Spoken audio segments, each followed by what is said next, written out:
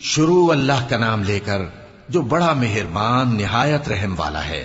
سب تعریف اللہ ہی کے لیے ہے جو سب چیزوں کا مالک ہے، یعنی وہ کہ جو کچھ آسمانوں میں ہے اور جو کچھ زمین میں ہے سب اسی کا ہے، اور آخرت میں بھی اسی کی تعریف ہے، اور وہ حکمت والا ہے، خبردار ہے۔ جو کچھ زمین میں داخل ہوتا ہے اور جو اس میں سے نکلتا ہے، اور جو آسمان سے اترتا ہے اور جو اس پر چڑھتا ہے، سب اس کو معلوم ہے، اور وہ مہربان ہے، بخشنے والا ہے۔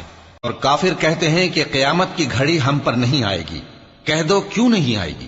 میرے پروردگار کی قسم وہ تم پر ضرور آ کر رہے گی۔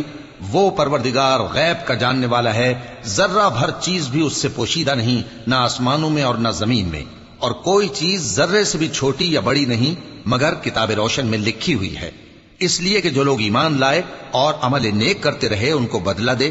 یہی ہیں جن کے لیے بخشش اور عزت کی روزی ہے، اور جنہوں نے ہماری آیتوں کے بارے میں ہمیں ہرانے کی کوشش کی ان کے لیے سخت درد دینے والے عذاب کی سزا ہے۔